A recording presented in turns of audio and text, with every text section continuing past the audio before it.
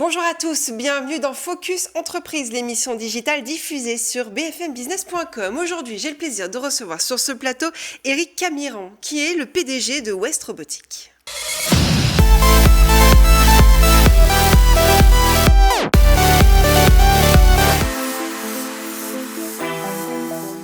West Robotics révolutionne l'industrie du recyclage avec des robots intelligents et autonomes. Ces solutions de tri robotisées maximisent l'efficacité des centres de tri tout en réduisant les coûts et les risques pour les employés. Bonjour Éric. Bonjour. Alors c'est un sujet passionnant que l'on va aborder avec vous. Alors vous venez du Canada, vous venez de loin. Oui, absolument. Ouais, merci. Expliquez-nous un petit peu ce que vous faites. Quels sont ces robots de tri automatisés? Qu'est-ce que c'est?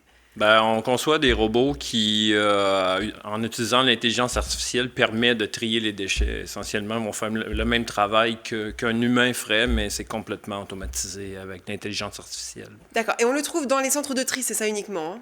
Oui, exactement. Donc, on met des robots là où il y a des humains, puis essentiellement, on automatise une fonction de tri par de l'intelligence artificielle et de la robotique. Alors, qu'est-ce que vous avez à dire aux gens qui nous regardent et qui forcément se posent cette question? On remplace peut-être les humains avec des robots. Dans 10 ans, il n'y aura plus de travail pour nous. Ça nous prend le travail, etc. Qu'est-ce que vous avez à répondre? C'est un travail qui est très, très difficile, très dangereux. Donc, vraiment, on vient... on prend pas nécessairement le travail des gens, on déplace le travail des gens. Donc, on fait le travail le plus difficile. Les robots vont faire le travail difficile. Puis après, il y a encore beaucoup de fonctions à l'intérieur d'un centre de tri pour les gens qui sont là. Donc, on n'est pas en train de voler des jobs. Oui, c'est le travail qui va se transformer, c'est ça. Mais voilà, pour les tâches dites ingrates, en tout cas difficiles, ce sont des robots qui vont venir prendre la place. Alors, c'est le seul robot qui trie les biodéchets. Oui, exact. C'est quoi les biodéchets?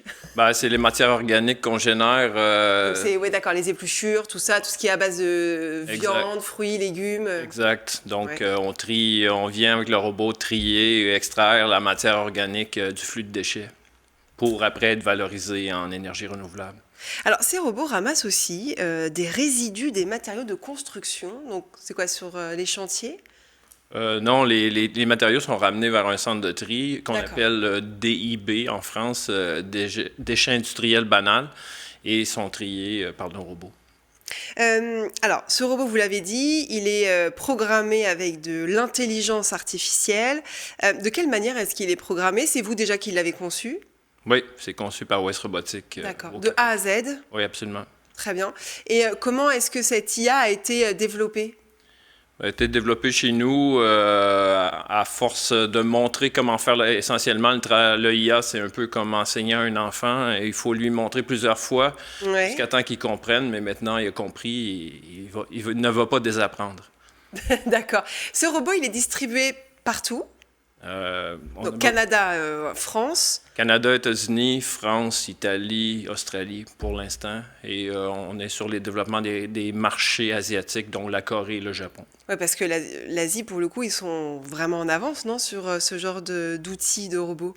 Pas vraiment. Oui, ils font des robots beaucoup pour d'autres tâches, mais pour la gestion des matières résiduelles, West Robotics va être un des premiers à installer des robots de tri de déchets en Asie. D'accord. Alors, en quoi est-ce que vous allez changer, Éric, la vie des gens dans les prochaines années? En quoi vous allez révolutionner le monde de demain?